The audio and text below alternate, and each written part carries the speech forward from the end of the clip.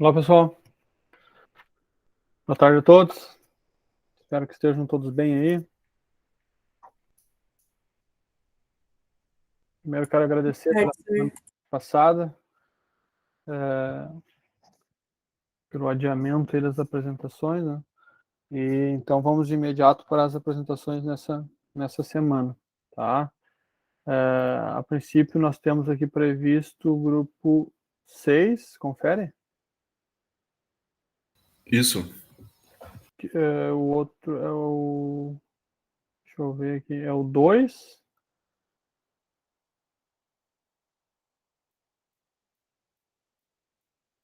O 6, o 5 e o 2. O 5 não tem, né? Então é o 6 e o 2. Confere o 6 e o 2? Isso. Sim. Então tá. Então vamos lá. Quem quer começar aí? Professor, Oi. eu também tenho que apresentar hoje.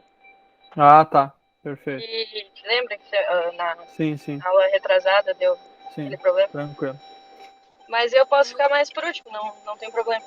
Tá bom. A gente pode ser o primeiro, prof. Então O vamos. grupo 2. Isso, a gente apresenta. Então vamos. Pode começar. Ô, Sora, eu preciso apresentar também. Tu é desse mesmo grupo 2? Não, meu é 1. Ah, tá. Tá. Então vamos apresentar os grupos e depois vamos para a repescagem daí, tá bom? Marina Machado e a Alessandra. A Alessandra, tá? E a Marina Machado. Marina Machado. Ah, tá. Não, ela vai fechar. Vai faltar. Aí vai fechar todos. Vamos lá. Quem é que apresenta aí do grupo 2? Quer uma ajuda aí para compartilhar a tela? Eu vou apresentar. Tô só organizando aqui para botar na imagem. Tá.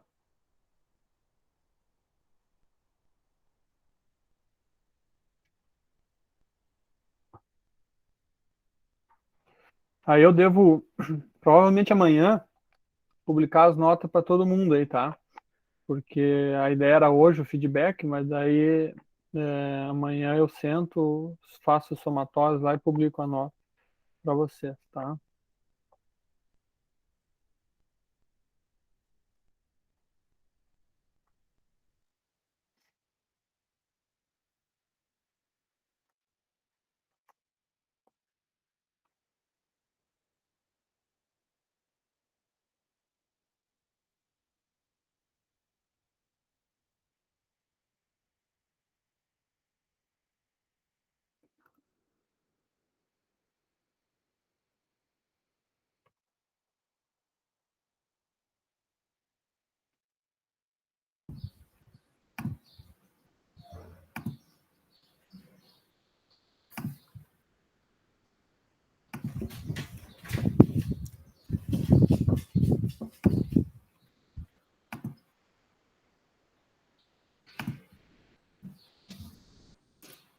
Tá dando para ver?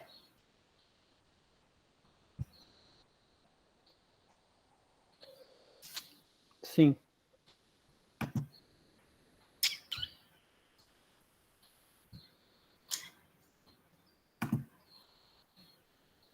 Só clica ali embaixo naquele ocultar aí.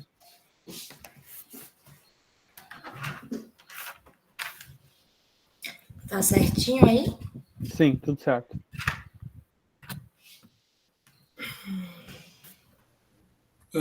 Boa tarde, pessoal.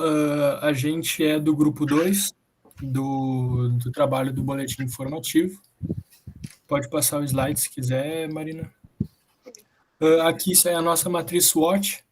Eu acho que eu não vou ler ela toda para não tomar muito tempo, Não. mas principalmente ali as fraquezas no que seria baseado as nossas tecnologias. Então, as nossas fraquezas da matriz SWOT seria a umidade, que foi relatado pelo produtor, uma umidade muito grande, principalmente no inverno, temperaturas muito altas, essa variação de temperatura durante o ano, que o Rio Grande do Sul é um estado que tem as temperaturas bem definidas, né? Então, tu não pode ter um galinheiro focado para para uma estação específica. Tu tem que ter em mente as variações que vai ter durante o ano. Nesse caso, ele só tinha um funcionário, ele tem os recursos financeiros limitados, por mais que ele já seja um produtor até de pequeno para médio porte, assim. E em relação ao galinheiro, é um galinheiro mal posto, até tendo influência na umidade. Ele é como se fosse uma penínsulazinha, assim, no meio do mato, quase. Então, pega bastante umidade. Pode passar o slide. Então, o nosso trabalho é da avicultura de galinhas poedeiras. O nosso trabalho, quem está compondo o grupo sou eu, o Bernardo, tem a Isadora também, a Laura, a Marina e a Marina da Rocha, que posteriormente a gente vai se apresentar melhor quando cada um for ir falando a respeito da sua tecnologia. Pode passar o slide. Volta, Marina. Então, a minha parte eu fiz. Ah, esqueci de falar, eu sou a Laura. E a minha parte eu fiz sobre o bem-estar e o enriquecimento ambiental, que foi até um tema que o senhor sugeriu, né, prof? Pode passar, Marina. Sim. Então, primeiro aqui eu coloquei os 5 pilares do bem-estar, que é estar livre de fome e sede, livre de desconforto, livre de dor, doença e injúria, ter liberdade para expressar os comportamentos naturais da espécie e estar livre de medo e estresse. Pode passar, Marina. Então, eu coloquei aqui algumas práticas do bem-estar que são bem importantes, né, para a vida do bichinho. O manejo cuidadoso e responsável, conhecer o comportamento, né, natural do animal, a instalação que eles vão ficar, tem que estar bem conservada, tudo bem direitinho, a sanidade, uma boa nutrição. Pelo que eu pesquisei, a maioria da alimentação deles é na base do farelo de milho e de soja. Ter espaço suficiente de comedouro e bebedouro para todas as aves. E as aves estarem saudáveis, ativas e curiosas. Pode passar, Marina. Então, essa parte aqui eu achei bem interessante. Inclusive, eu pedi umas dicas para o meu primo, prof, porque ele é vet e ele estava trabalhando na Embrapa. E aí ele me comentou que agora tem na Europa, né? O pessoal que compra galinha daqui do Brasil, frango no caso, né? Eles querem comprar frango que é criado solto. E aí eu pesquisei sobre o cage free, que são as galinhas criadas soltas, livres de gaiola, que aí elas têm melhores condições de vida e bem-estar. E também a ave criada solta, né, livre, ela é mais eficiente de maneira produtiva, porque ela tem um bem-estar melhor, né? Aí elas são livres para ciscar, para se alimentar e para exercer o comportamento natural delas. Então, isso também acarreta na produção delas, né? Elas produzem melhor. E, pelo que eu vi, na Europa eles já adotaram bastante esse sistema, pelo que eu pesquisei. E no Brasil tem alguns lugares que já estão adotando também, porque o pessoal de lá, né, da União Europeia, quer comprar galinhas que são criadas livres, né, as galinhas felizes. Pode passar, Isa. Isa não, Marina. Eu pesquisei sobre o enriquecimento ambiental também, que foi um outro tema que o senhor sugeriu, que a gente até tinha colocado na nossa P2, que lá no criatório eles dão melancia para as galinhas, no que a gente fez a pesquisa, né? Aí eu pesquisei aqui coisas sobre o enriquecimento ambiental, que cria um ambiente mais interativo para elas poderem ter a expressão do comportamento natural, auxilia na prevenção da bicagem das penas e do canibalismo.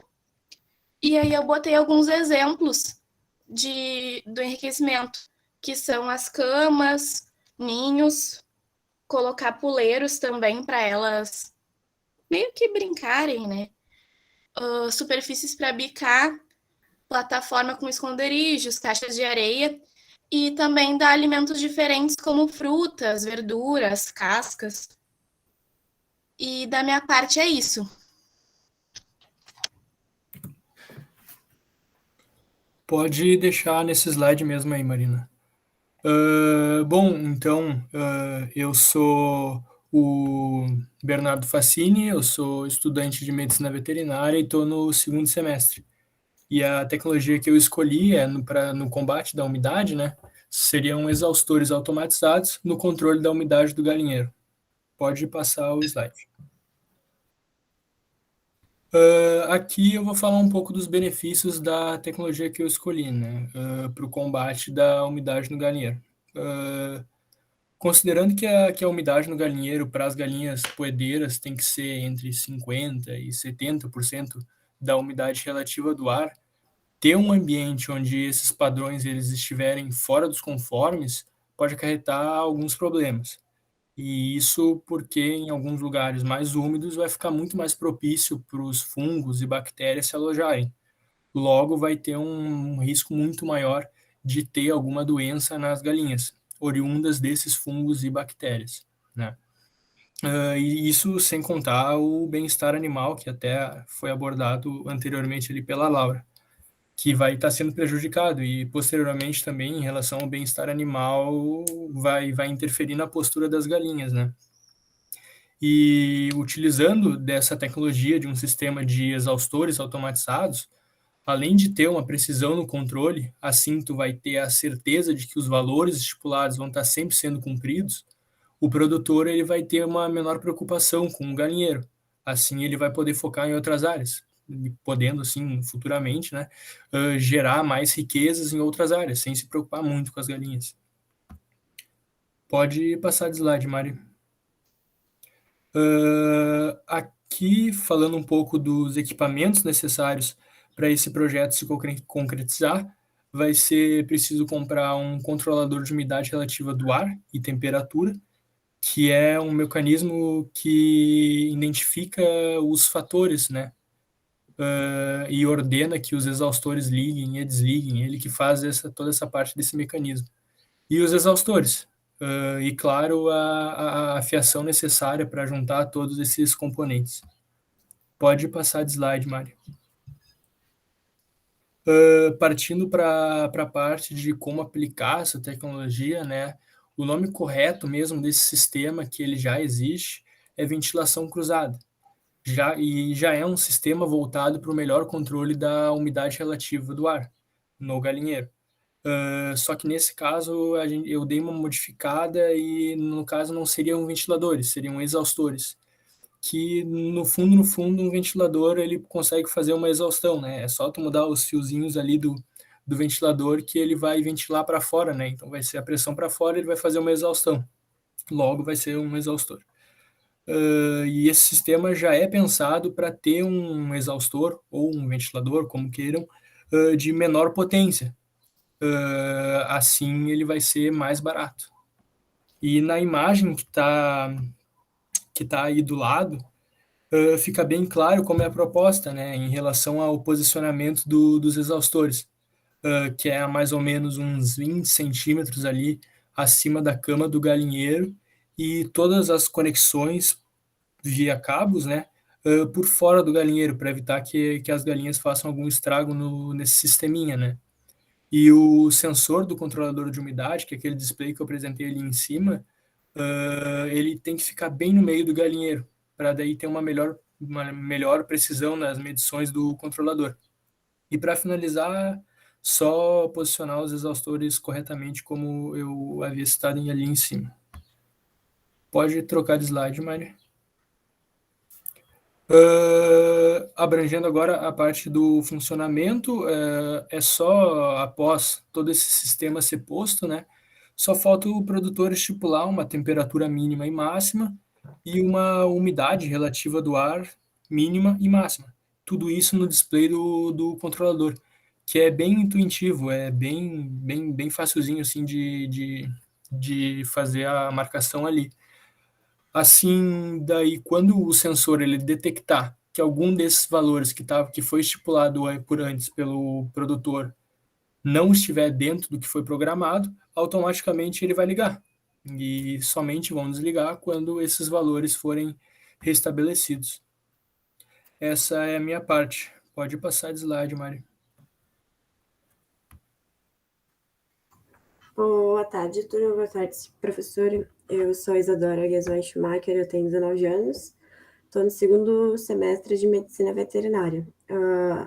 Eu peguei como tecnologia biossegurança e eu vou explicar mais à frente algumas tecnologias específicas para falar. A biossegurança ela é uma prática destinada ao controle e prevenção de agentes infecciosos como vírus, bactérias, fungos e parasitas entre os diferentes animais dentro do sistema de reprodução. Pode passar, Mari. Para que tenha um bom resultado, é necessário que tenha requisito físico, medidas de gestão ou manejo, higiene dos funcionários e do aviário. Tem por objetivo cuidar de um todo, incluindo as aves, humanos, a redução de riscos na qualidade dos produtos produzidos e minimizar os riscos de contaminação ao ambiente. Pode passar também. Bom, a biossegurança ela funciona através de dois princípios basilares, a bioexclusão e o bioconfinamento. A bioexclusão é basicamente o controle das entradas, ou seja, ela impede ou reduz a probabilidade da presença de agentes patogênicos durante a exploração do aviário. Já o bioconfinamento faz o controle das saídas, isso é, ela impede a propagação dos agentes infecciosos durante a exploração ou para as próximas. Pode passar também. Agora, falando um pouquinho das tecnologias propostas, né? É necessário investir em equipamentos que hoje são mais fáceis de encontrar, né? Que são equipamentos populares. E esses equipamentos, eles não oferecem gastos elevados para o produtor. É necessário que haja um controle na entrada dos aviários. Deve ter acesso ao local apenas para pessoas autorizadas pela propriedade, né?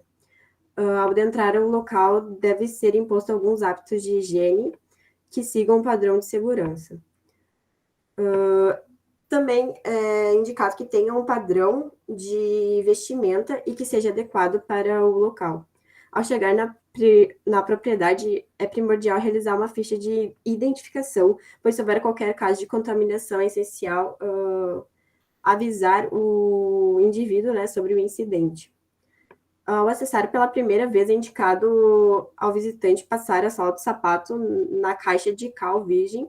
O mesmo ele tem a eficiência de desinfetar e ainda é proposto também o Propé, que é tipo uma touquinha, né, para colocar no sapato, a touca, né, para a cabeça mesmo, a máscara e o avental descartável. Isso são muito fáceis de encontrar no mercado e tem um custo baixo comparado com o macacão e outros, como bota também. A lavagem das mãos ao adentrar e ao sair do recinto também. E é interessante que tenha um descarte correto para esses materiais na saída do aviário. Também é importante fazer a imunização de todas as aves, que é fundamental para manter a sanidade do meio de produção. Para isso, tem que ter uma programação de vacinação. Pode passar, Marina. Outro fator importante que deve ser destacado, né, é a importância do controle contra roedores. Os ratos são espécies que apresentam uma fácil adaptação a qualquer ambiente e são responsáveis por grandes perdas na produção do agronegócio. São encarregados por danificar máquinas, tubulações, fios, armazenamento dos alimentos, podendo contaminar através das fezes, urina, também pelo de rato, né? Originando prejuízos nas propriedades. Ainda além do prejuízo econômico, os ratos são transmissores de doenças, podendo trazer diversas disfunções para as aves. Também tem os pássaros, né, selvagens, que também são grandes transmissores de doenças, Alguns exemplos são gripe aviária e salmonelose. Eu coloquei a imagem de um pombo, porque eu acho que o pombo é um pássaro muito cheio de doença, sujo, e eu fico pensando nele como um potencial de doença. Pode passar. E algumas formas... Não, peraí, volta, perdão. Algumas formas de eliminar também as aparições indesejadas desses animais é fazer a limpeza regularmente do chão do aviário, evitando o acúmulo de matérias que não fazem parte do local, também frisando novamente a lavagem dos bebedouros e comedouros. Manter sempre as portas fechadas, telas e telhas em boas condições do galinheiro e do celeiro de ovos. É indicado que tenha as laterais protegidas com arames e ratoeiras elétricas. Da minha parte é isso. Vocês estão me escutando? Sim, escutando. Meu nome é Marina Rocha, eu sou do 2º semestre e vou apresentar a praticidade nas colheitas dos ovos, como se fosse uns ninhos automatizados, só que não tem tantos gastos.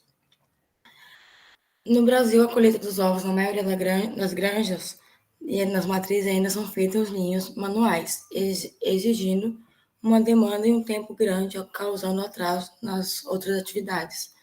Então, eu achei um modo de ninho mais simples, né, para o pessoal e não tão caro. E aí eu fiz umas modificações para não ter rachadura de ovos, nem problemas nas galinhas. Os ninhos manuais requerem mais mão de obra para o seu manuseio que os ninhos mecânicos. A coleta mecânica de ovos reduz aproximadamente entre 60% a 70% do tempo da colheita, em relação ao ninho manual, permitindo que o funcionário dedique mais tempo em manejo com as aves, ou até mesmo em outras áreas. Contudo, os ninhos caros sendo preferível optar por ninhos adaptados que irão facilitar a colheita. Esses ninhos são mais inclinados para que possam armazenar mais ovos e forrado por dentro com carpete para reduzir o número de ovos trincados. Os ninhos de uma coleta manual adaptados apresentam como vantagem uma boa aceitação para aves e o preço acessível ao produtor, além de não gastar tanto com custos altos. Os ninhos serão inclinados para frente, não deixando que a galinha fique desconfortável, fazendo com que coloque o ovo e ao levantar ela vai rolando até a parte da retirada. Ali na parte da retirada pode-se manter de 1 a 10 ovos tranquilos, sendo que ele possa reduzir o tanto de vezes que o proprietário vai olhar o ninho. E quando a galinha retornar para o ninho, ele sempre vai estar vazio e disponível para jogar novos ovos. E essa foi a minha apresentação. Eu sou outra Marina. Um pouquinho, Marina. Ô, Marina, eu não achei no boletim lá a tua parte escrita. Tu chegaste a fazer, não fez? Fiz, eu que eu atrasei para mandar. Tu tem como fazer isso ainda hoje? Tá, eu Botar vou te lá? mandar assim que eu terminar aqui a apresentação. Tá, Dá para enviar. não é me mandar, é colocar lá no arquivo Não, sim, compartilhado. é só não conseguir enviar o arquivo. Mas tá pronto. Assim que eu terminar a apresentação, Tá bom. eu te envio. Tá bom. Tá bom? Obrigada. Eu sou outra Marina, então, e eu vou apresentar sobre o conforto térmico, que é um fator muito importante para os produtores de galinhas poedeiras, porque, de fato, se esse conforto térmico não for atingido, ele é bem prejudicial para a produtividade da ave. Pode passar. Aqui, então, tem uma escala sobre a zona de conforto térmico das aves, que é a temperatura ideal delas é de 41 graus corporais, e ao atingirem os 6 meses, a temperatura ideal do ambiente delas vai se fixar entre 22 a 23 graus. As aves são homeotérmicas, ou seja, elas têm a capacidade de manter sua temperatura corporal interna constante. E elas sempre passam por uma mudança de temperatura. Ai, olha meus gatos miando, meu Deus do céu. Por uma mudança de temperatura ao longo da vida, por serem homeotérmicas, e isso é fruto da redução da superfície corporal e diminuição da capacidade de perder calor por conta do isolante térmico que elas têm, que são as penas. No verão, se as aves atingirem a temperatura de 45 graus corporais, elas entram em hipertermia e elas ficam com estresse calórico, que é bem prejudicial e pode levar à morte. E no inverno, se a temperatura corporal delas assumir uma queda de 8 graus, elas entram em hipotermia. E também podem congelar até a morte. As aves não transpiram como nós, então a única forma que elas têm de perder calor é se resfriando, bebendo água fresca ou respirando com o biquinho aberto, assim. Aí na imagem mostra a zona de conforto térmico e a produção de calor do ambiente. Se elas entram em hipertermia, elas podem morrer por calor e hipotermia por frio. Pode passar. Aqui tem umas alternativas para o calor. Então, são alternativas que são viáveis para produtores de pequeno e médio porte e que ajudam no controle de perdas de animais pelo calor. Então, pode ser usada virginiamicina, que ela é um antibiótico que eles não gostariam de usar, mas é uma alternativa caso eles queiram não ter perda de galinhas. E óleos também, porque eles são potencializadores diminuem o consumo energético. Os banhos de poeira também é uma coisa bem simples e que pode ser feita em qualquer lugar que tiver um terreno. É só largar as galinhas que elas vão, digamos, se afundar na terra e poder se refrescar com a terra, que é mais gelada. A água deve ser fresca sempre oferecido água fresca, normalmente trocar durante o dia a água, não deixar os bebedouros com água por muito tempo com a mesma água. E os ventiladores modernos, que eles são sem ruído, com baixo consumo de energia, então traz pouco gasto, e são capazes de criar correntes de ar direcionadas que trazem frescor, bem-estar e, além de tudo, elas afastam moscas. Outra coisa para o telhado são as telhas de fibrocimento brancas e forros. Uma vez era muito sugerido as telhas de brasilite, mas agora, com pesquisas, a Embrapa já constatou que as telhas de fibrocimento são as melhores. Deixa eu só fechar a janela aqui, que ligaram alguma coisa no meu condomínio. Eu não sei se foi nesse barulhão.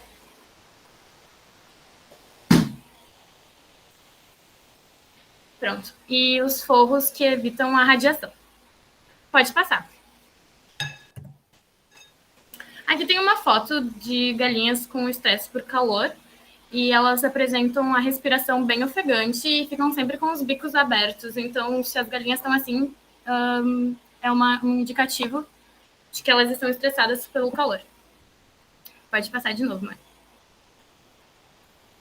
E aqui tem algumas alternativas para o frio, que acho que na nossa região é bem pertinente falar sobre isso, porque o nosso inverno é bem agudo e, além da umidade que o B falou, tem outras coisas que atrapalham.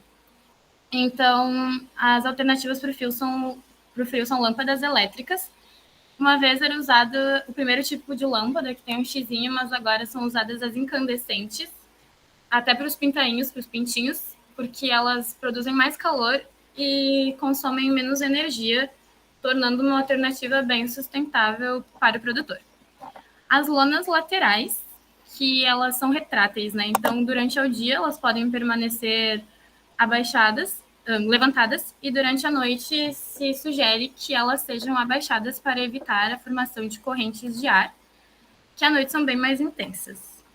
Cama de palha, a gente pode caracterizar como uma alternativa boa, mas ao mesmo tempo duvidosa, porque as camas de palha, elas devem ser mantidas sempre secas e bem arejadas, mas elas são um isolante térmico muito bom e quando elas se decompõem, elas liberam calor.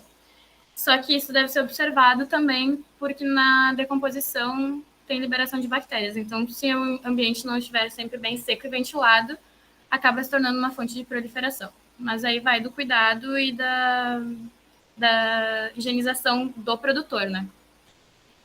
Um pequeno aquecedor também pode ser inserido no interior do galinheiro, mas tem que tomar cuidado porque esse aquecedor não aqueça muito e que ele seja colocado primordialmente assim antes da entrada das galinhas no piquete, no galinheiro, para que não fique muito aquecido e também que se aquecer demais as galinhas não se acostumam com o inverno.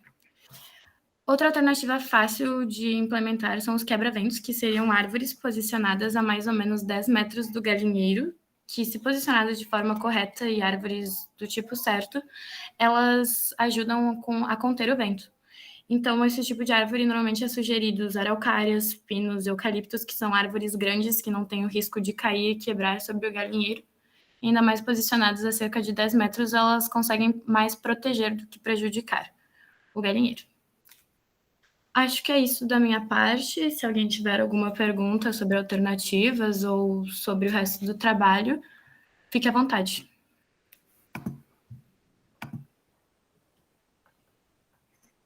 Tudo bem. Alguma coisa aí, pessoal? Deixa eu só dar as notas aqui.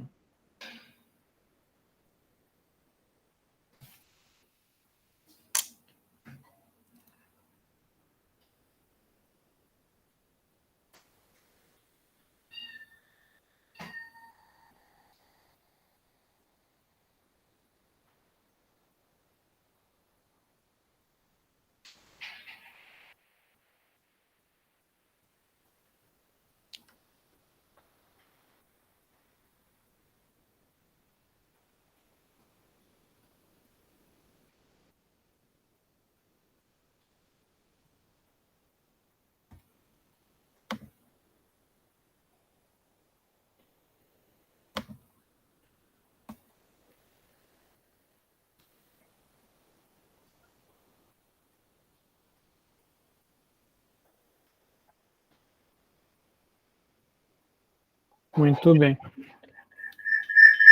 Eu só queria fazer um comentário a respeito do trabalho, que, de uma forma geral, ok, tudo certo, tá? Mas só algumas tecnologias foram desencontro das outras, né? E esse era um dos objetivos, era realmente discutir essas informações aí, né? Discutir o projeto, discutir as ideias, né? E ver essa questão da aplicabilidade, né? Mas, por exemplo, o sistema de galinhas livres, né? O cage free, ele tem uma grande dificuldade dele, é justamente a questão da biosseguridade, né?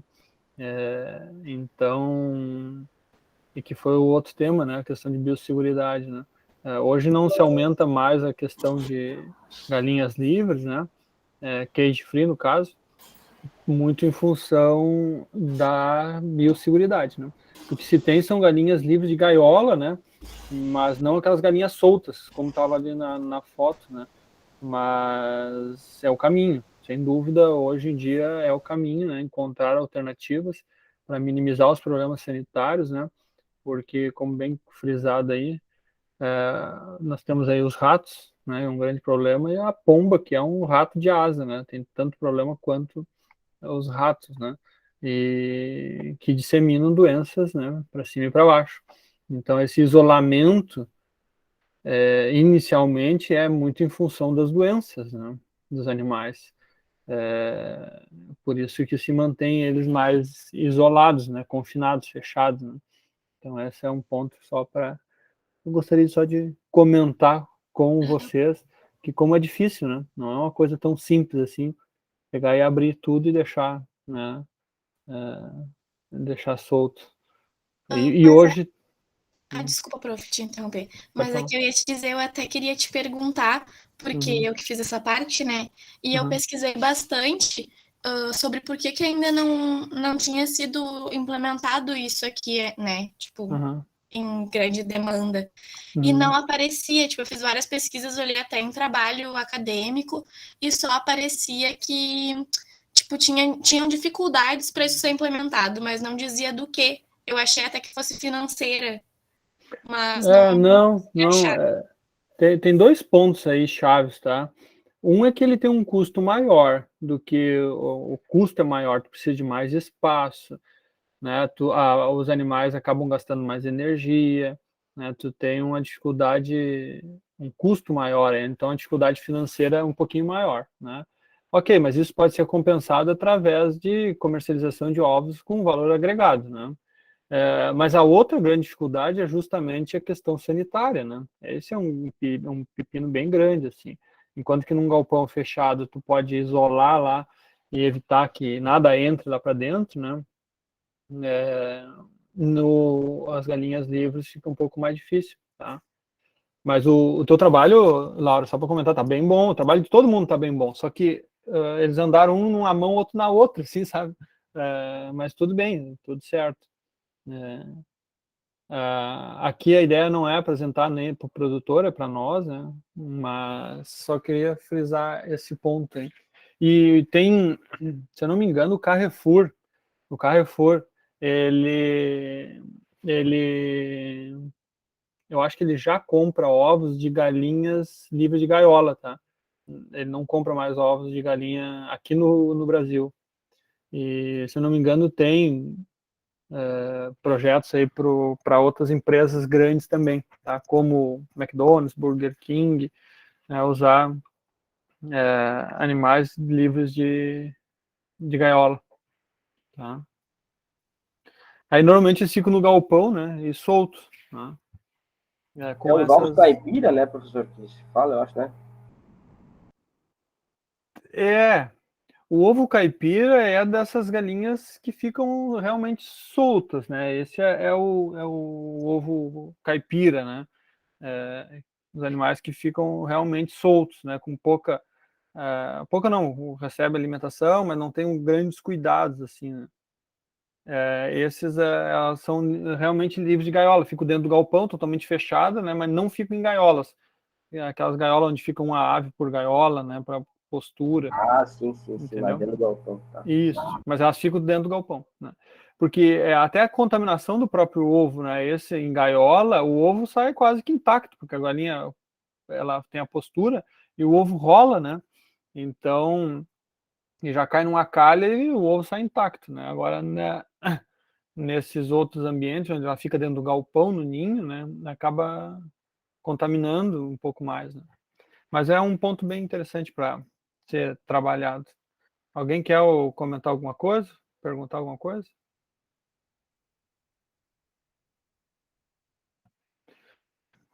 Eu abri lá, Marina, para te mexer no arquivo, tá? Eu já tinha bloqueado lá o pessoal, mas eu abri lá. Se tu puder fazer isso quanto antes, melhor para eu poder te dar a nota. Tá? Tá bom, obrigada. Vamos para o outro grupo, então?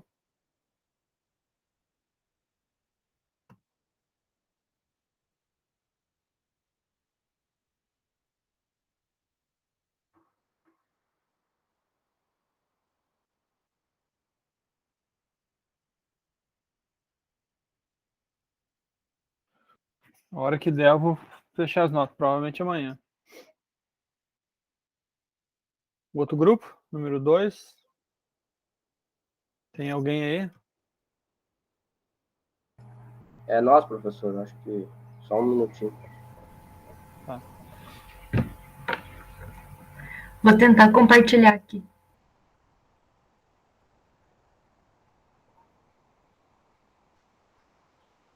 Esqueci como é que faz. Eu te ajudo. Tá olhando a tela aí do Meet? Ali embaixo, do lado da mãozinha ali, tem aquela flechinha para cima, clica ali. Tá. Aí clica a tela inteira. Aí vai abrir um outro ícone ali, tu clica no meio desse ícone e vai habilitar o botão compartilhar. Aí clica no compartilhar. Agora estamos vendo a tua tela, pode ir para apresentação. Ali na parte de baixo tem aquela mensagem, daí tu clica em ocultar. A outra. Ah, tá.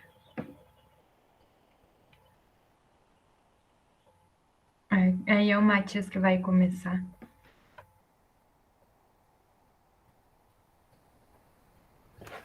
Boa tarde, gente. Meu nome é Matias, eu sou da agronomia. E nosso grupo é sobre avicultura de postura. E o nosso grupo é a Amanda Domingues, Cristiano Senzi, Laio Schumacher e a Jéssica e eu. Pode passar. Então, para relembrar aqui a matriz SWOT, Então, nas forças, nós colocamos como controle de sanidade, higiene, amparo técnico por parte da empresa Mercoaves, mão de obra familiar. Oportunidades, ampliação da granja, geração de empregos, automatizar a granja. Fraquezas, falta de inovações nas instalações, consumo alto de energia, consumo alto de água, equipamentos desatualizados, controle financeiro. E ameaças, doenças, fatores climáticos e aumento das despesas. Então, o meu trabalho eu fiz em cima de ninhos automatizados. Pode passar. Já fiz uma pequena introdução aqui sobre ninhos. Então, sediada em Passo Fundo, RS, a Galos é a primeira empresa brasileira a desenvolver ninhos automáticos para matrizes com tecnologia nacional. Presente no mercado brasileiro desde 2011, a Galos oferece sistemas de ninhos comunitários de coleta automática, esteiras, transportadoras de ovos e acessórios para granjas, de reprodutoras de ovos férteis. A instalação de ninhos automáticos vem aumentando cada vez mais no Brasil, por sua série de vantagens. Cerca de 50% dos produtores hoje já possuem ninhos automatizados. Até na legislação para a construção de novos aviários já é exigido automatização hoje. Pode passar. Então, na visita ao produtor, eu observei vários pontos negativos dos ninhos convencionais e, a partir daí, então, eu tive a ideia de fazer o projeto sobre ninhos automatizados. Então, eu coloquei aqui pontos negativos. Desculpem. Alta necessidade de mão de obra. Então, o produtor ele necessita de 3 colaboradores ou funcionários para fazer toda a coleta, limpeza, classificação dos ovos. E ele precisa ficar nessa função a manhã inteira. Custos com maravalha. Então, além de ele ter que pôr maravalha no chão, como cama para conforto das aves, ele precisa repor semanalmente nos ninhos, para os ovos ficarem mais fofos ali no caso, porque se ficar na madeira pura, as galinhas têm contato e ficam mexendo e quebra bastante, e suja. Então, infertilidade dos ovos, que é justo por causa disso, se tu não fazer o manejo adequado da reposição de maravalha, as galinhas sujam muito mais fácil os ovos. Contaminação dos ovos, pelo mesmo motivo, por ela tá ali em contato dos ovos e ela defeca em cima dos ovos, sujando bastante. Então, ponto positivo que eu vi que é um baixo custo inicial.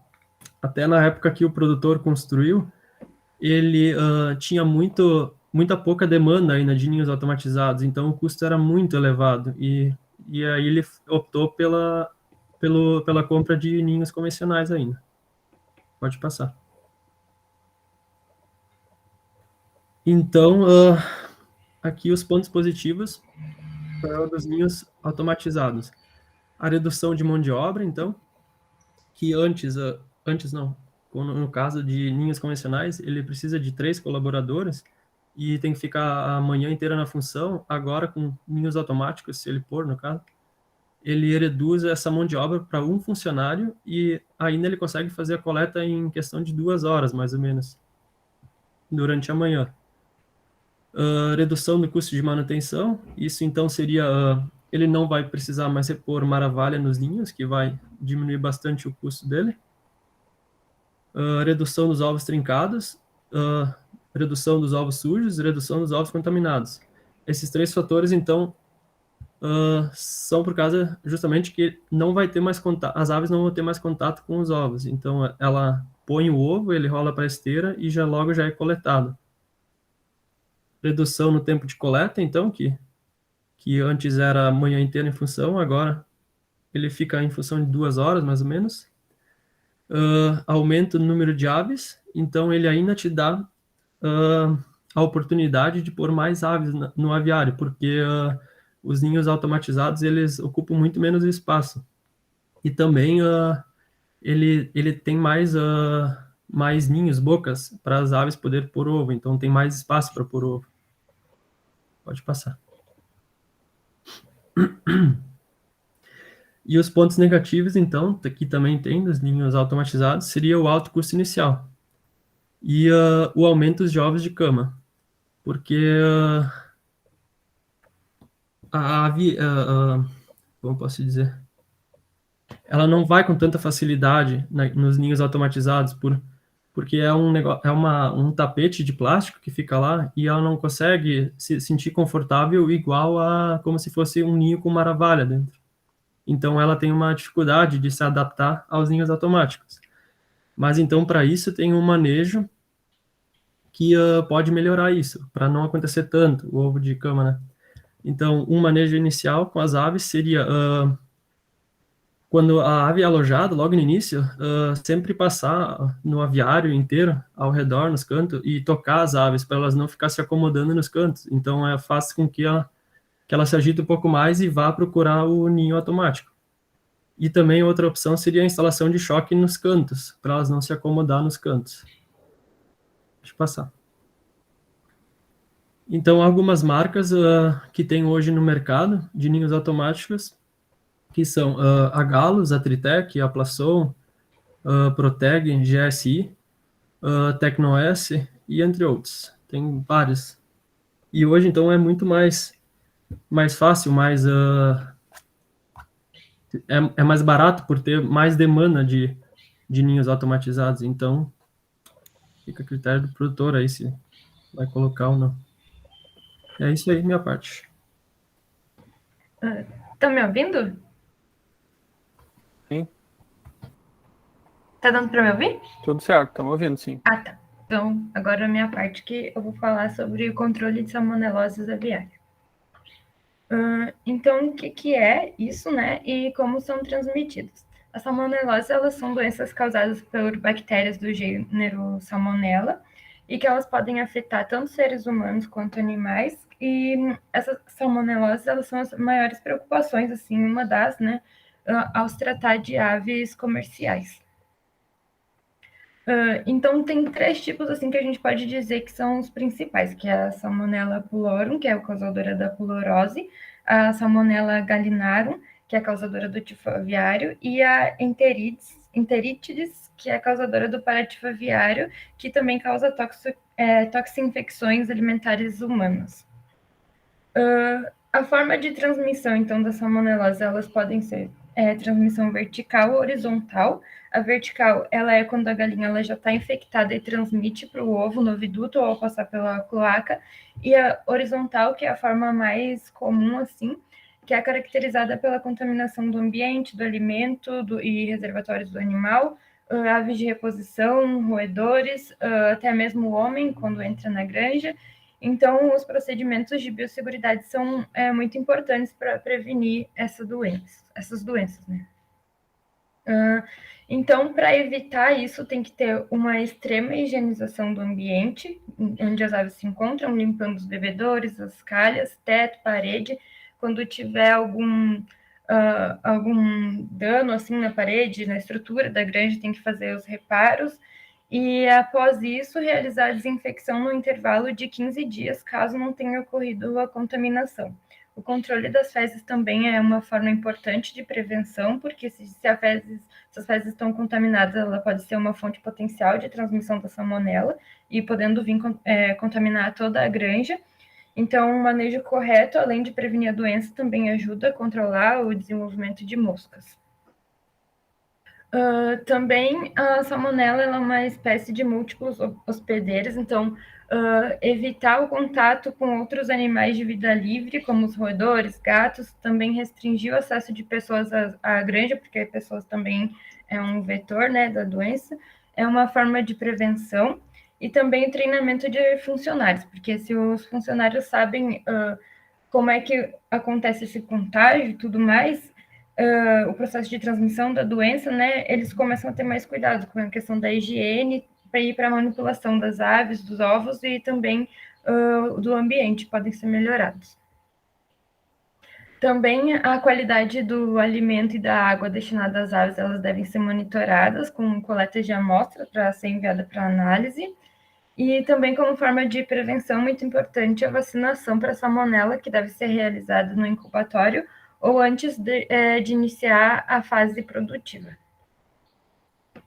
Mas se acabou contagiando, para identificar, então, essas três doenças principais, elas têm características mais ou menos parecidas, assim, depois que tem o contágio, que no caso da pulorose, prostração, dificuldade respiratória, penas arrepiadas, fezes branquiçadas, falta de apetite, tem como consequência a perda das populações reprodutoras e galinhas poedeiras, como infecção não aparente, além de redução da postura. Em relação ao tifo aviário, ela é uma doença que ela não tem cura e tem sintomas como anemia, cristas e barbelas pálidas ou arroxeadas. Pode causar apatia, as penas arrepiadas, anorexia, diarreia amarela esverdeada e febre, que podem ser controladas através da medicação. E o paratifo aviário, as jovens são as mais vulneráveis e apresentam sintomas como as penas eriçadas e asas caídas, apatia, amontoamento e diarreia. Em aves adultas pode haver queda na produção de ovos, além da cegueira e claudicação. E no caso da ocorrência, então, da infecção, deve ser notificado o sistema veterinário oficial imediatamente para ser tomada as medidas necessárias o mais breve possível. E da minha parte era isso.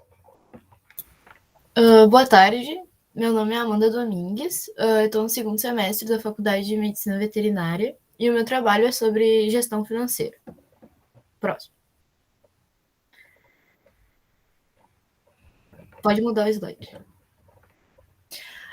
Falando um pouco o que é a gestão financeira, é um conjunto de ações financeiras que serve para planejar, analisar e principalmente controlar as atividades daquela propriedade ou empresa.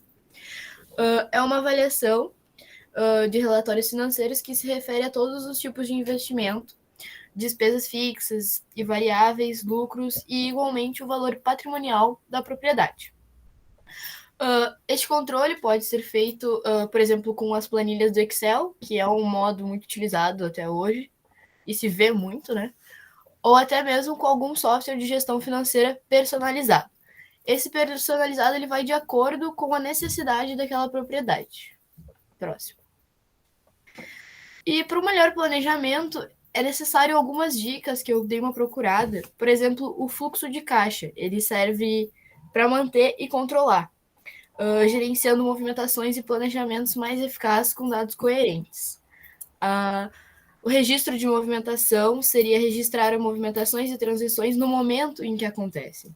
A reserva, urgência sempre acontece, e para que isso não gere um impacto tão grande, é importante manter um fundo de reserva.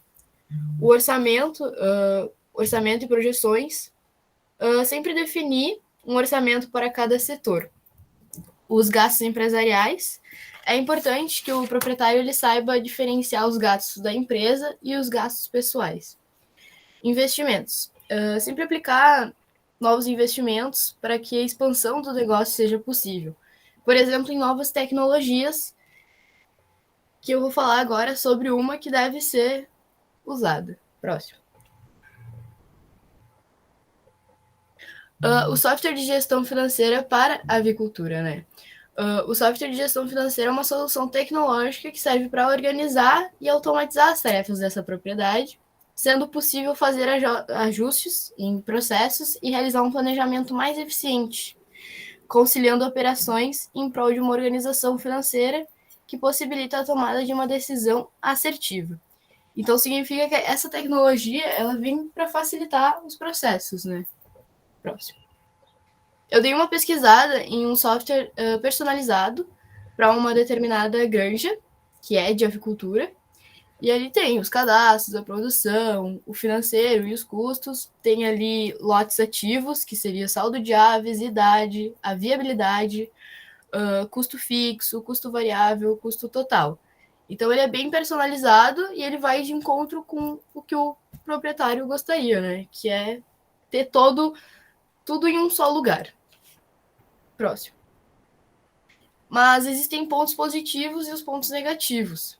Os pontos positivos, todas as informações necessárias em um único sistema. Ele pode ter acesso em todos os lugares. Mais facilidade para organizar as despesas, melhor planejamento e análise estratégica mais eficiente, Mas os pontos negativos, como é uma parte rural, na maioria das vezes, existe a deficiência e a falta de internet. Então isso também vem prejudicando que essa nova tecnologia tome conta, assim, uma proporção maior.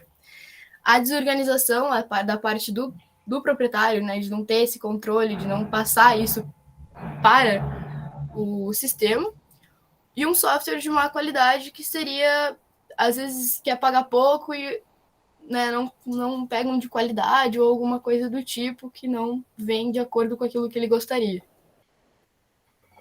É isso. Boa tarde, meu nome é Laio, eu estou no 9º semestre de Medicina Veterinária e vou falar um pouquinho sobre compostagem de resíduos orgânicos. Pode passar. Então, o que é a compostagem? Basicamente, a compostagem é a transformação do material orgânico. Entra aí uma diversidade desses materiais que podem ser utilizados, como restos de alimentos, esterco animal, urina, a própria torta, que é o subproduto das indústrias que processam esses alimentos, inclusive animais mortos também, e muitos outros materiais. Então, esses processos bioquímicos desempenhados são por micro-organismos, serão esses que, na presença de material para sua multiplicação, no caso, material orgânico, um ambiente adequado para o seu desenvolvimento, que é a presença de oxigênio, já que esse processo ele é aeróbico, e água, a umidade. Irá realizar, então, a digestão desse material orgânico, quebrando em partículas menores. E essa digestão que vai disponibilizar os minerais em compostos utilizáveis para as plantas. Pode passar. Então, como que funciona essas etapas para a montagem da leira? A leira é como nós vamos chamar essa pilha de materiais. De preferência em um ambiente com cobertura, para que não sofra as intempéries do tempo, tá? Nós vamos montar sempre um formato de sanduíche. Quando eu digo sanduíche, nós iremos colocar sempre uma parte desse material orgânico sobre 2 partes ou até 3 partes do material lenhoso. Esse material lenhoso, só para vocês saberem, pode ser desde restos de folhas, galhos, feno, cama de aviário também, que seria o enfoque do trabalho. E uma proporção ela tem que ser respeitada. O ideal seria uma largura da leira de 3 a 4 metros e no mínimo de 1,5 e no máximo 1,8 metros de altura. A umidade da leira ela deve ficar entre 40% e 60% de umidade, devendo sempre ser monitorada, caso necessite de mais água ou menos água. Esse monitoramento ele pode ser feito tanto por meio eletrônico ou mesmo pelo aperto de mão. No caso, quando você vai fazer pelo aperto de mão, você pode pegar um pouco desse produto, apertar na mão, se ele agregar, ele está entre esses 40% e 60%. Caso ele se desfaça, precisa de um pouco mais de água. E caso ele se desmanche, vire mais água, ele derrame água, você pode agregar mais material seco para esse composto. E não necessariamente o material ele precisa ficar nessa proporção de altura ou de umidade, ou mesmo de largura. Mas o que vai ocorrer nesses processos bioquímicos é que vai demorar mais e vai ter que ter mais tempo para capacidade de transformação. Então, essa capacidade ela é reduzida e o tempo acaba sendo um pouco maior. Pode passar. Então, para exemplificar assim as etapas do processo, esse composto ele fica no processo por volta de 120 dias. O tempo pode ser maior ou menor dependendo do tipo de material que é utilizado e a granulometria que se apresenta, devendo ser revolvida para que ocorra oxigenação homogênea do mesmo. Então, vai ser feito um revolvimento desse material. No primeiro e no segundo revolvimento são com 3 semanas e no terceiro revolvimento são com 10 semanas, que vai fechar, então, esses aproximadamente 120 dias. Conforme os dias, essa massa de composto, juntamente com a proliferação de micro-organismos em crescimento, ele adquire até uma temperatura de 80 graus, que é uma temperatura bem alta. Porém, ele deve ser monitorado para que não ultrapasse 64 graus. Existem estudos que dizem que acima de 75 graus, esses micro-organismos benéficos da leira, eles começam a ser carbonizados. E caso isso ocorra, esse aumento excessivo da leira deve ser umidificado, e caso a temperatura comece a baixar demais, antes do tempo e de aproximadamente 120 dias, essa leira deve ser revolvida novamente. Pode passar. Aqui temos uma imagem, então, de uma forma mais industrial, né, utilizando de máquinas para fazer esse revolvimento. Essa fumaça que você vê é a água que está sendo evaporada devido a esse aumento de temperatura, que nesse revolvimento ela acaba sendo evaporada. Pode passar. Aí mais uma imagem para ver que existem processos gigantescos, inclusive aqui não aparece, nessas fotos não vão aparecer, mas existem, se vocês pesquisarem, tem fotos que aparecem em locais fechados, galpões fechados. Pode passar. Aqui tem 4 fotos. Essa primeira foto vocês podem ver que tem um cano ali. Normalmente é utilizado esse cano justamente para fazer essa aeração. Esse cano ele também pode ser na horizontal, conforme todo o decorrer da leira. Ele é totalmente furado e pode ser utilizado também de máquinas ali para fazer essa aeração.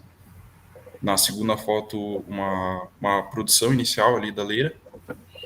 Nessa terceira ali, vocês podem ver que também existem outras formas sendo feitas, porém vai demorar muito mais tempo para ocorrer essa transformação desses micro-organismos e a quebra desses nutrientes e materiais biológicos. Também feito ali em caixa d'água, fazendo esse revolvimento. Pode passar. Então, quais são esses benefícios, né, por fazer essa compostagem? Muitos podem dizer que não vê, mas os principais benefícios eles são os tratamentos desses resíduos. Então, esses resíduos seriam descartados de modo impróprio, podendo ocasionar chorume, ocasionar em locais apropriados, chamando então animais e insetos indesejados. A eliminação bacteriana, que ela ocorre principalmente por esse aumento de temperatura, fazendo com que haja essa seleção, né, dessas bactérias. Então, em alguns estudos dizem que ocorre essa seleção de bactérias, elas acabam deteriorando as bactérias termoresistentes, como Staphylococcus termoresistentes, e inclusive a salmonela. A semente de plantas daninhas também, que são essas ervas invasoras aí, como a anone e demais plantas, que vai haver também essa quebra pelos micro-organismos da celulose e consequentemente, esse aumento da temperatura vai danificar essas sementes que não vão se proliferar. A diminuição de insetos também, da mesma forma, que esse aumento da temperatura e a quebra desses micro-organismos vão acabar eliminando os insetos indesejados, como a mosca dos estábulos. E como produto final, então, a gente vai ter o humus, que é essa terra, como a gente pode ver ali na imagem, é uma terra escura, né, marrom escura, que ela pode ser tanto beneficiada para a própria plantação do produtor, em diferentes tipos de plantações, ou mesmo fazer uma renda ao produtor, fazendo o benefício desse produto, que é peneirado, é feito a granulometria, ensacado e então ter uma alta rentabilidade com esse produto. E como pontos negativos, só para dizer assim, o uso de animais mortos ele pode ser feito, ele também vai ser decomposto, porém ele pode atrair animais como roedores e outros insetos, tá? E outro ponto, não creio que seja negativo, mas o uso da mão de obra, que gera tempo e custo, né, para o produtor. E no caso de uso de maquinário, o custo com combustível e eletricidade. Mas tudo, a adubação em si, a renda desse produto, ou os micronutrientes que ele vai agregar na sua propriedade, podem rebater com esses pontos negativos. Pode passar. Boa tarde, professor. Boa tarde, colegas. Boa tarde. Ciência, sexto semestre de medicina veterinária. E analisando a matriz SWOT, lá as fraquezas, eu peguei a infraestrutura para falar um pouco. E então entrei em contato com o proprietário e ele me falou que em questão de infraestrutura o que mais urgente precisaria ser feito era a questão do cercamento de proteção da propriedade da granja. Então aqui eu tenho as fotos atuais da propriedade, como está agora, né? E tem essa urgência porque, na verdade, do jeito que está fora das demandas da empresa, né? Porque as empresas têm uma exigência de infraestrutura e proteção e sanidade, e uma delas é a cerca. E aí aqui vocês podem ver que é uma cerca de tela, mas é com postes de madeira e não tem um alicerce obrigatório na base, né?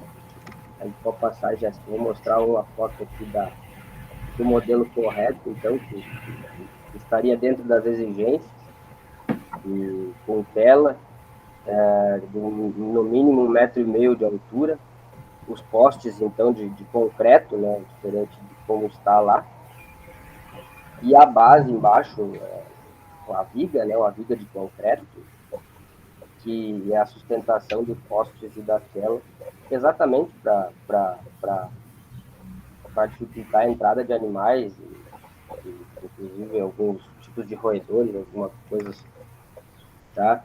E aí eu vou falar, pode passar, Jéssica. Eu vou falar um pouco também dos pontos positivos, que sem dúvida o controle da entrada de animais, isso vai ter uma grande ajuda na prevenção de doenças, né? Porque a gente sabe que os animais podem trazer muitas doenças e um grande prejuízo ao produtor, né, se isso chegasse a acontecer. E coloquei junto ali uma questão de segurança, que a gente que mora em propriedade rural, a gente sabe que, indiferente do setor de agronegócio, seja de grão, seja do gado, tem abigeatos, tem roubo de maquinário, entendeu? Então entra junto a questão de segurança também da propriedade, né, com uma cerca corretamente feita.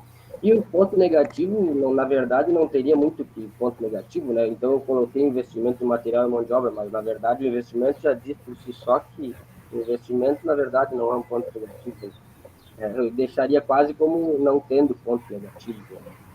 Eu confesso que me travou um pouco, assim, porque quando eu entrei em contato, eu tinha a ideia de fazer alguma coisa falando de uma melhoria de um aviário, entendeu? Como a propriedade é e só que ele me tocou da cerca e como realmente estava uma coisa fora do padrão exigido, então realmente é a primeira que tem que ser visada e projetada.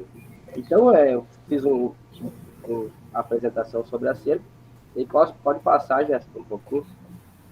E aí aqui no final eu coloquei uma foto aérea de uma granja, inclusive que é da minha cidade, que isso é um dos 10 núcleos, ela tem 10 núcleos de 4 aviários, é o maior produtor de ovos férteis do Brasil, Granja Faria.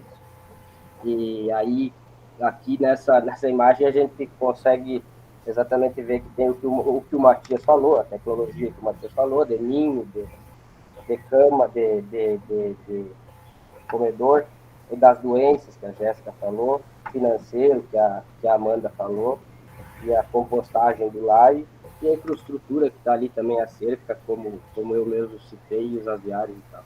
Então a gente vê como um modelo, e eu acho que é isso aí, professor, eu acho que não tem mais delongas, se alguém tiver alguma dúvida, alguma posição, a gente está à disposição e agradece a atenção. Muito bem. Alguma dúvida aí, pessoal? Um questionamento? Só queria comentar, Cristiano, que tu poderia daqui a pouco pegar mais alguns itens aí, né? Não ficar só na cerca. A cerca ela é um item para a questão da segurança, da biossegurança, né? Mas junto da própria cerca, tu tem outras coisas que dá para se trabalhar também, como a questão do escritório, né? o escritório normalmente é uma estrutura que às vezes é esquecida e às vezes é até usado como depósito dentro dessas granjas, mas ele tem uma função primordial que é uma primeira barreira ali, né? A partir do escritório, tu tem que registrar a tua chegada ali, né? Com nome, telefone, a data, né? Até porque se acontecer alguma coisa, as pessoas seriam avisadas. No escritório, normalmente tem um lugar para lavar as mãos, trocar de roupa, colocar propé, né? Então, é uma barreira também, uma forma de bloquear um pouco essa entrada de micro-organismos para dentro da granja que ninguém quer, né? Imagina quantas aves tem naquela foto ali que tu colocou, tu sabe? Professor, o número de mas são milhares ali de aves, né? São uma coisa de outro então, mundo, bastante. e quando os animais estão assim, eles estão um próximo do outro, né? Então, à medida que entra um micro-organismo ali, o estrago é gigante, não?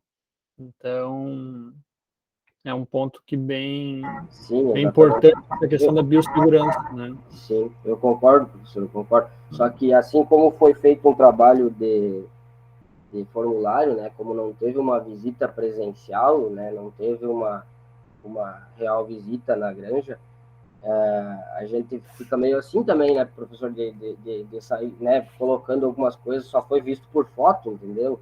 Aí é um pouco mais complicado, não sei se o senhor entende meu ponto de vista, assim, de sair falando alguma coisa que eu realmente não vi, não presenciei, né? Essa é a dificuldade de todos nós, né? Não, claro. A dificuldade de todos nós, infelizmente. Eu sempre comento que a visita é o momento... Às vezes, quando na época presencial o pessoal matava a visita, não ia, né, inventava, ou ia o resto não ia, né? Eu dizia, olha, o mais importante nessa disciplina é ir fazer a visita, conhecer, sentir, ver, né? Ter a oportunidade de conhecer as pessoas, a dificuldade e tudo mais, né? Infelizmente, esse semestre, né, fomos... Até o semestre passado estava autorizado, mas esse semestre não autorizaram. Mas tranquilo, tá? Vamos tem mais duas meninas aí para apresentar. A Alessandra e a Mariana, né? Isso, eu. Quer começar? Pode ser, aham.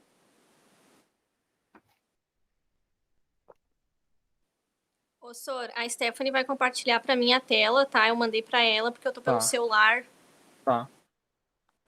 Ei, professora, até queria ver isso contigo. Tem a possibilidade de compartilhar pelo celular? Não, celular não. Então eu vou ter que mandar, acho que o meu trabalho para alguém. Pede para alguém compartilhar para ti. Alguém tem como compartilhar para mim? Tu fez aonde a tua apresentação, Alessandra? Pelo Google Apresentação ou PowerPoint? Isso. Não, pelo Google Apresentação. Tá. Então, se não tiver, compartilha. Ali, a Stephanie compartilha para ti, ó. Tá. Manda pro e-mail dela. Vou mandar para ela. Certo. Obrigado, Steph.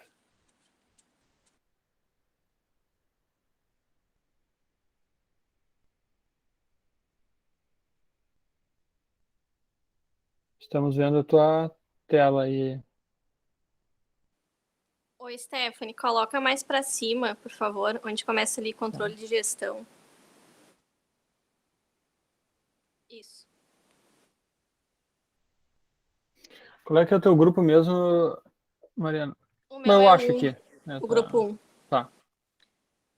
Eu me chamo Mariana e estou no segundo semestre de Medicina Veterinária e a minha parte ficou falar sobre o controle de gestão. Pode passar.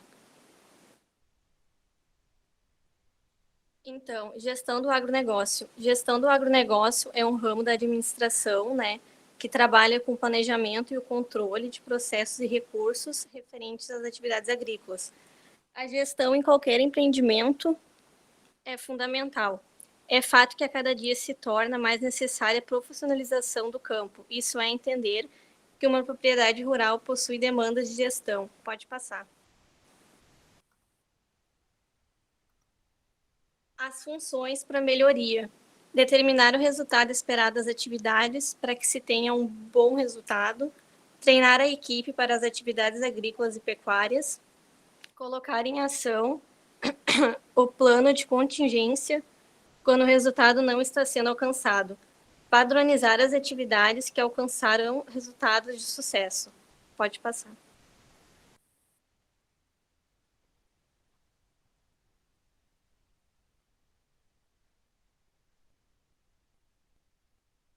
Vantagens. A gestão do agronegócio é extremamente importante para traçar decisões assertivas para o agronegócio e, além disso, traz para as empresas e fazendas um melhor posicionamento do mercado. Pode passar.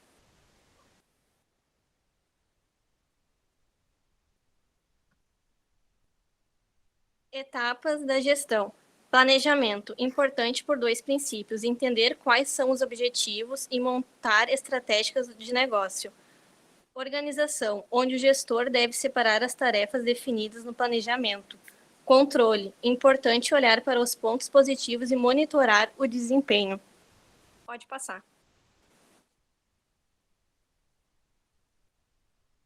Então, como melhorar a gestão do agronegócio? O mercado conta com mais tecnologias, pois a tecnologia aliada a uma gestão empenhada em resultados positivos traz um grande potencial de crescimento para a fazenda, fazendo com que ela se diferencie e ganhe cada vez mais o mercado. Era isso a minha parte.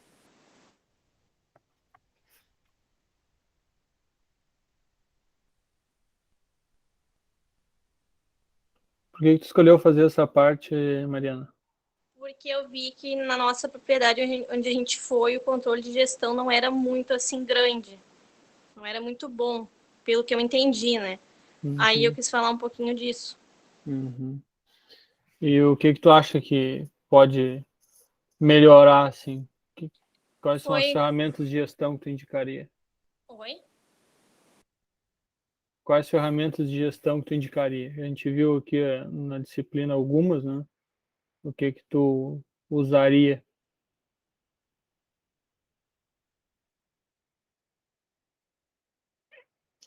O Cristiano tá aí ainda?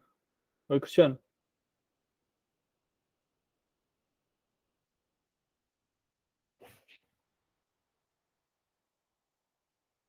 Cristiano, alguém me escuta aí, pessoal? Sim, professor, estamos escutando. Sim.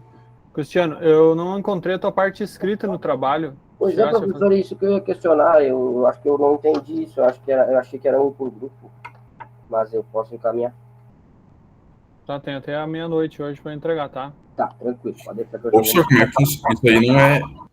Então tem que entregar uma parte escrita fora ali o boletim. Não, tá lá o boletim, o e-book lá, né? Tu já fez. Ah, tá, é no e-book mesmo. É. Essa é a parte escrita. Ah, tá, não, tranquilo. Eu achei que tivesse que entregar uma parte sozinho ali no... Não. Tá, obrigado. Só falta o Cristiano.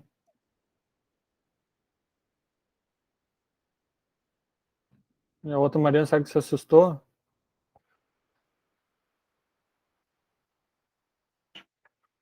Vamos esperar. Então vamos apresentar a Alessandra e ela depois retorna. A Stephanie pode compartilhar para mim? Vai com calma aí, Stephanie. Salvadora da pátria. Monitora da turma. Eu tava meio assim, se dava para apresentar pelo celular, né? Não, o celular, infelizmente, tem algumas limitações. Ele não grava, não dá para apresentar. Sim. Posso começar então, professor? É que ela vai compartilhar contigo. Vai aumentar a tela. Ah, tá.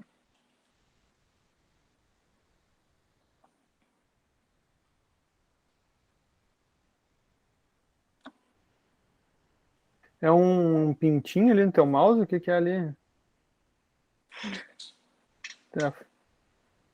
Patinho, tá bom. Ali.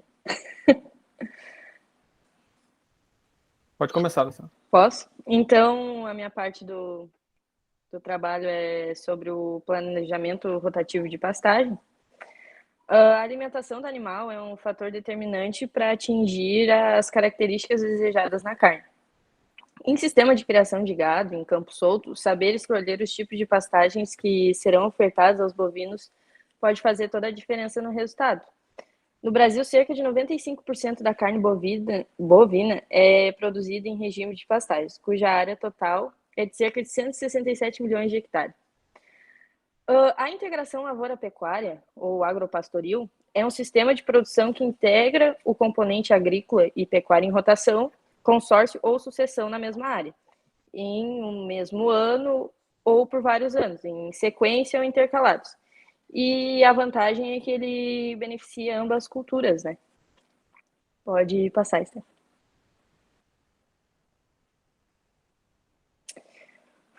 Diante dos problemas decorrentes de décadas de prática agrícola de monocultivo e de elevada pressão sobre os ambientes, o grande desafio é aumentar a produtividade com a conservação de resultados naturais no processo de intensificação de uso das áreas já desmatadas no Brasil. A tecnologia contribui significativamente para melhorar a qualidade do solo e diversificar as alternativas de renda na propriedade. Pode passar, isso.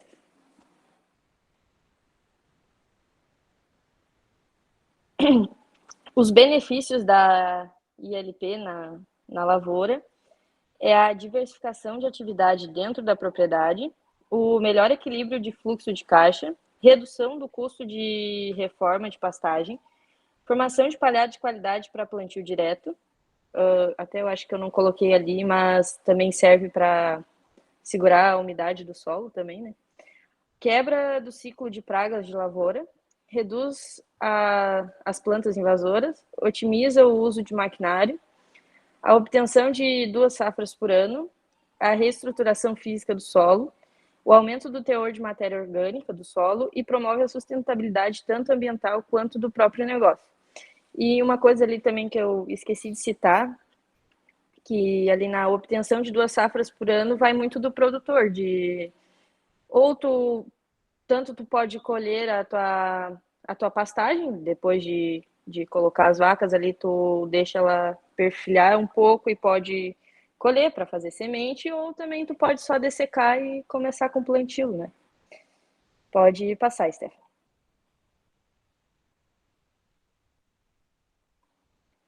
O contexto socioeconômico e ambiental dos agroecossistemas. Com a introdução dos sistemas de ILPF, a ILPF é o Sistema de Integração Lavoura, Pecuária e Floresta, né? Que é onde encaixa um pouco mais do ecossistema, né? Além da intensificação e maior eficiência do uso da terra, são gerados também outros benefícios ao ambiente, tais como maior sequestro de carbono, aumento de matéria orgânica do solo, redução da erosão, melhoria das condições microclimáticas e do bem-estar animal. E quanto aos benefícios econômicos gerados pela diversificação do sistema de produção, destacam-se a redução de custos de produção, aumento de produtividade e diminuição do risco inerente à agropecuária, especialmente por variações climáticas e oscilações de mercado. Pode passar. Aqui tem uma foto explicando ali mais ou menos o que eu falei, que é posso dizer que é um gráficozinho ali, que fala sobre os modelos, que tem agropastoril, silvio-pastoril e silvio agrícola. Que daí ali é onde quebra dos ciclos de pragas e doenças, intensificação do uso da terra, recuperação de pastagens degradadas, diversificação dos sistemas de produção, aumento da renda de produção e qualidade de vida, conservação e melhoria do solo e de água, eficiência do uso de insumos, mão de obra e dos recursos e adequação ambiental. Pode passar isso. Que isso tudo gera uma agricultura sustentável, né? E os principais benefícios dos sistemas de integração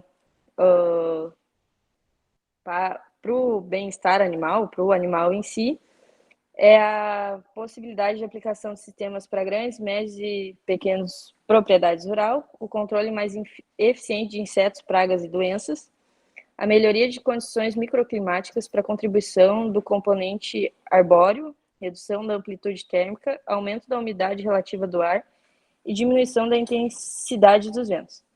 o aumento do bem-estar animal em decorrência do maior conforto térmico, a possibilidade do uso de espécies e cultivares mais apropriados para cada região, a possibilidade de redução de pressão para a abertura de novas áreas de vegetação natural e a intensificação do ciclo da ciclagem de nutrientes. Então, acho que só dar uma passadinha para mim ver se é o último slide. Tem mais. Os principais desafios do sistema de integração é o tradicionalismo e a resistência à adoção de novas tecnologias por parte de produtores. Muitos ainda têm aquela... Como que eu vou dizer? Me fugiu a palavra agora. Tem aquele receio de experimentar o novo, né? E medo de que não traga um retorno esperado. A exigência de maior qualificação e dedicação por parte dos produtores, gestores, técnicos e colaboradores. A necessidade maior de investimento financeiro na atividade, pelo menos para arrancada, assim, né? E disponibilidade do volume de capital financeiro suficiente para investimento ou acesso ao crédito. Pode passar. Bom, o meu era só isso. Pode voltar ali. Então, no geral, é isso. Depois que tu entra nesse sistema, é difícil de se arrepender, porque ela traz benefícios para ambas culturas, como citado lá em cima, né? A tendência é os produtores cada vez mais evoluir para essa prática, e só que pode ver só vantagens boas, né? Em questão para os animais, além de, às vezes, o pessoal tem um campo um pouco mais apertado, e nesse momento ali onde tu tem uma abundância maior de pastagens, para o gado é maravilhoso. A gente sabe lá por nós, né, que chega no inverno, é totalmente... Basicamente é isso, professor. Beleza. Eu gostei desse teu slide aí, que é as desvantagens, né? Às vezes a gente só levanta vantagem, e nós aqui como técnicos, né, agrônomos ou veterinários, nós temos que saber que tudo tem vantagens e desvantagens. Às vezes não é uma desvantagem, mas é uma limitação da técnica, né? E normalmente o pessoal, quando fala sobre ILP, não fala dessa necessidade de um investimento maior, né? E é preciso esse investimento para poder rodar, né? É a questão até da tua arrancada, né? Para começar essa prática, porque querendo ou não, para uma terra lá uma terra jogada há anos lá, como é que tu não vai passar uma grade, uma coisa, investir naquele solo para te dar aquela arrancada, né? E tudo é custo. E são custos altos, né? Por isso que eu preciso de um capital aí interessante. Ainda e normalmente mais na época que nós nos encontramos, né? Pois é, normalmente o nosso produtor ele está sempre esgoelado, né, no limite, então fazer esse tipo de investimento muitas vezes acaba limitando. E aí o que é o pior, né? Muitas vezes começa de forma não correta, né, de forma equivocada, e todo esse investimento ele acaba ficando ali e não retorna, né? Isso é o pior ainda, né? Então é super importante esse item mesmo, porque muitas vezes isso acaba inibindo mais aqueles que querem começar e já começam de forma errada e perdendo o dinheiro com essa... E daí é aquela coisa, né? O barato acaba se tornando caro, porque tenta economizar, mas chega no final tu não tem o retorno esperado. E uma outra coisa que também, muitas vezes o pessoal começa grande demais, né? E às vezes o tombo é maior, né? Então, é recomendado iniciar, né, se adaptar a uma área pequena, né, faz um ano de experimentação, porque é uma outra atividade, né, tu acaba integrando outras ações e muitas vezes tu não tem o domínio daquilo, né, e aí tu muitas vezes pode se atrapalhar, né, e a gente tem também lá por experiência própria que no começo, deu até tu te adaptar àquilo, passou a época dessecamos muito em cima da hora, já botou plantadeira em cima. Querendo ou não, ali a soja deu uma tardiada para nascer e é tudo coisa que tu tem que ir aprendendo aos poucos, né? Exatamente. Tu precisa daquele... Por isso tu não pode te bancar, querer... Esse começar aprendizado é com... super importante, por mais que já está sendo estudado e tudo, e já sabe que é uma vantagem enorme, né? Mas dentro da propriedade precisa ter esse amadurecimento, e aí ter esse domínio dentro da propriedade dos colaboradores, né? Para depois alçar voos maiores, né? Isso é bem importante. Tudo é um conjunto, né? Exatamente. E que nem tu disse, depois que começa, daí não dá para voltar mais atrás, né? Aí ou vai ou vai. Vai ou vai, não tem. Então Mesmo tá. que seja para dar errado. Então tá, muito bem. Pode Era isso. parar de compartilhar isso, Steph. Eu não sei se acho que a Mariana não voltou mais, né? Professor. Oi. Eu estava tentando colocar lá na parte escrita, mas acho que o senhor tem que autorizar lá, né? Eu acabei autorizando lá. Dá uma olhada, renova aí de novo. Marquei no teu e-mail lá agora. Tá, eu entrei lá, mas... Bom, eu vou olhar de novo. Só um minuto. Faz de novo lá. Qualquer coisa me avisa. Deixa eu confirmar aqui.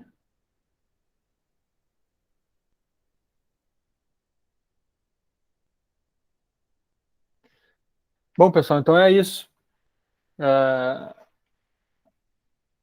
Conforme falei para vocês lá no começo, essa disciplina é uma disciplina relativamente fácil. O grande objetivo dela é realmente a gente ter esse contato com a realidade e tentar, na disciplina aqui, de forma oral, né, através dos seminários e de forma escrita, através do e-book, né, a gente transferir tecnologias para o meio rural, né. Essa é um grande gargalo que tem o Brasil, de uma forma geral, né.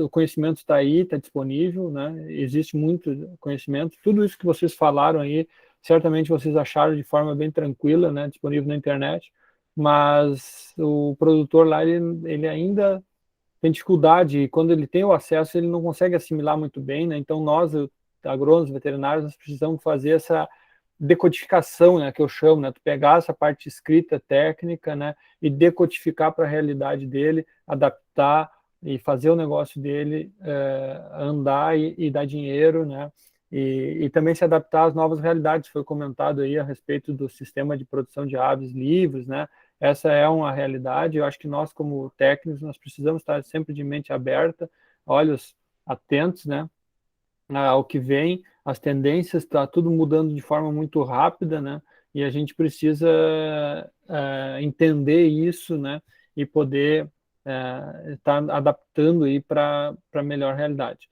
Na verdade, aqui a disciplina até de estudos, né? Antes eu falei de gestão, mas não, é disciplina de estudos da cadeia, então é estudar a cadeia como um todo, né?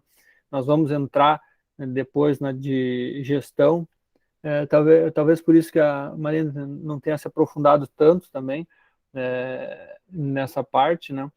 Mas o objetivo é a gente analisar e ver, né, a realidade que, claro, cada um com o seu produtor, a sua propriedade, né? Mas a realidade que nós temos aí, certo?